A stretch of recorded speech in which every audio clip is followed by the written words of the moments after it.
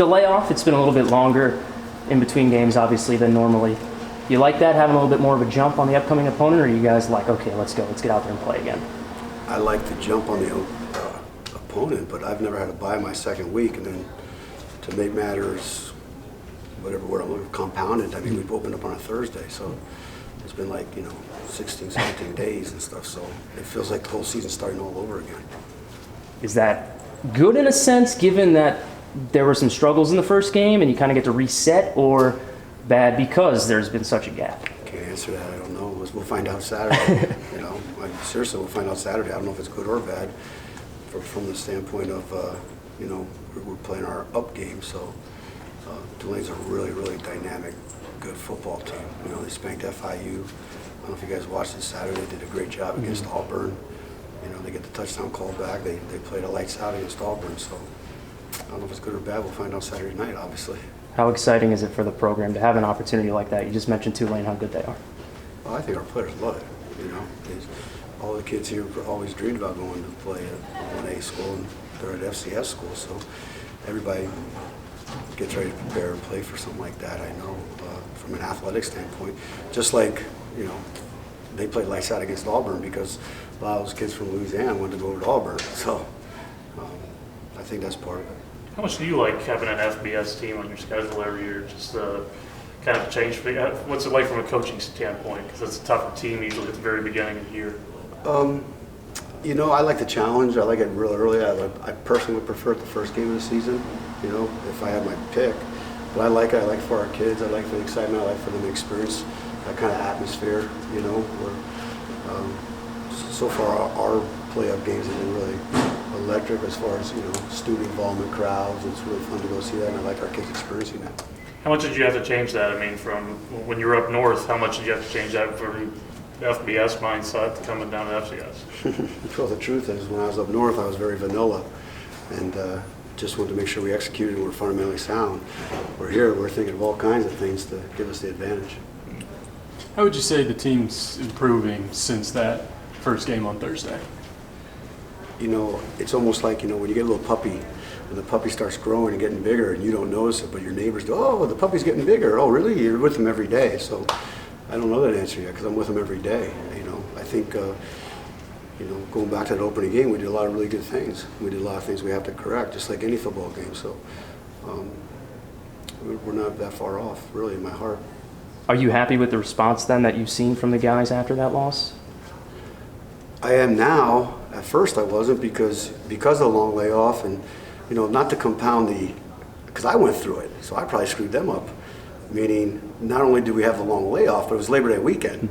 For the first time in my life, I didn't have to work on Labor. I worked Labor Day, but you play on a Thursday night, you got such a long layoff. The kids had off Friday, Saturday, Sunday, so they came back Monday. Monday's Labor Day practice was, man, I was dumb on that schedule. But now they're kicked back into the groove and get going. But when we first started back off, there was a lull, not only just from the loss, but also from having off. So I think they're excited now. They're really focused. I think they came back. We gave them Saturday off. Sunday was a great practice. Now we're back into finally a really good routine where Monday's their day off, and we get going Tuesday and on. So they came back really well on Sunday. Had a great practice on Sunday. How important is it to develop that routine as we get into the season here and not have to jump back and forth between the Thursday, Monday kind of thing? Yeah, well, I'm a routine guy, so I'm excited about it. But we play 2 and have another bye. So, hey, I don't get to pick the schedule, so we just adapt with it and we'll go with it. But I love the routine. What impresses you about Tulane's quarterback? Seems like an athletic kid. Oh, very athletic. Cedar Hill, I knew all about him when he came out in the recruiting cycle just because we're down there, and Cedar Hill was one of our when I was up north and here. It was a major school to recruit. So I knew all about him. He went to LSU and he transferred. And he's very, very athletic. Very, very athletic. If he has one, maybe little flaws, I don't know about his arm strength, though it's good. But he's accurate. He throws great underneath routes. But he just throws it up there because he's got 3 dynamic receivers who can run up and go catch it. They made that great catch in the corner end zone against Auburn later in the game, which they called incomplete after review. But I really like this kid. They seem to always have pretty good backs there, too. They got 3 backs that are incredible. They really are. I feel really bad because I'm a numbers guy and I'm not a name guy, which is bad. That's why I need all you guys to wear numbers instead of names so I can remember you. They got 3 really good dynamic backs. They got 4 great receivers. Their O-line is very stout, very strong. They got a guy number 50, their left tackle, who's very athletic, very light on his feet and stuff. Willie Fritz has done a really good job recruiting down there. And their defensive front is solid, very thick, 2-gap type of bodies. And they play with a host of linebackers and secondary guys that can run. So Willie's put together a really good team together down there.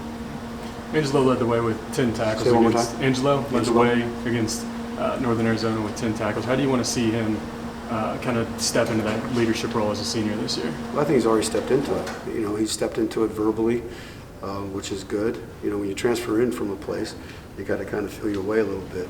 And what you have to do is set your standard as a player first, and then when you start making plays like that, you can verbally talk to people and motivate people and, carry the sword and say, follow me, and he's done that. He's a really good job of that. You guys have had a long layoff. I know Coach Stec said he likes having the jump on the next team for you guys.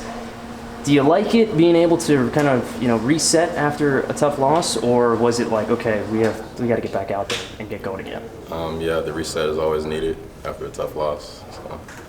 A few extra days, does it help? Does it hurt? It can't hurt us at all, honestly. It only gives us rest, gives us time. People who got a little banged up to get back in position, get ready.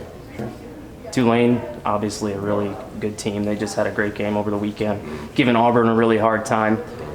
What are you seeing out of them from what you've seen on film and what you're expecting here as you get ready for them? Just another tough team, honestly. And we got to mentally get ready, physically get ready to play another game. Does it change at all being an FBS team for you over the years? You've played some pretty cool teams. Nah, not at all. I mean, mentally, not at all. Physically, yeah, we got to get up the speed, get up the pace. You know what I'm saying? It's going to be a bigger team, bigger players, all that. But as long as we're good, we should be sure. What about the venue? Have you ever played in anything like the Superdome before?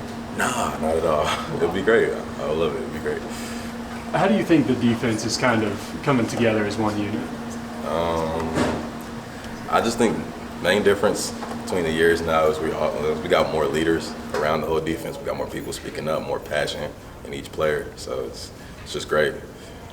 How important is that on a week-to-week basis, now that you've kind of started to get back into a routine of playing on Saturdays again, to have guys who can say, hey, this is what we do on Monday, this is what we do on Tuesday, and everybody kind of follows along? It just builds consistency, really, without the team.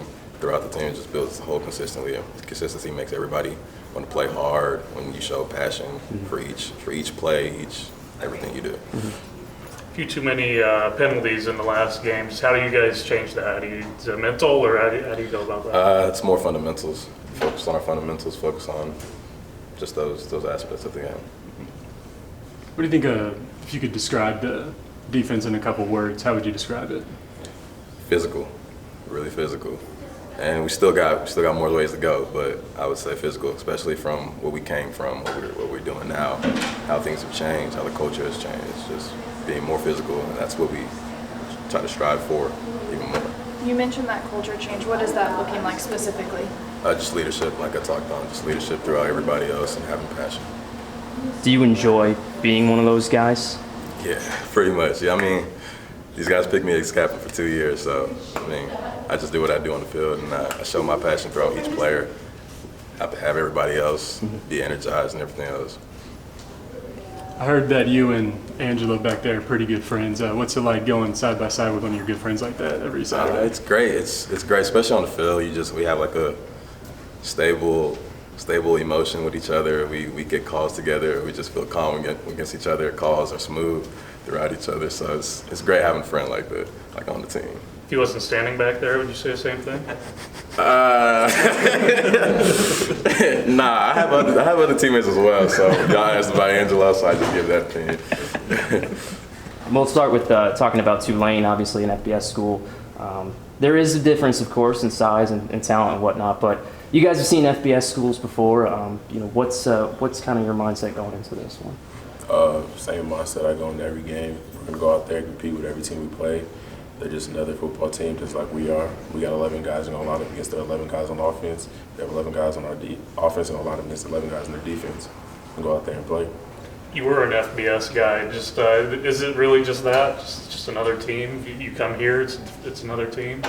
Yeah, like they got you think about they think they have 5 stars, 4 stars, whatever, but everybody's gonna have to go out there and play and execute fundamentals, things like that.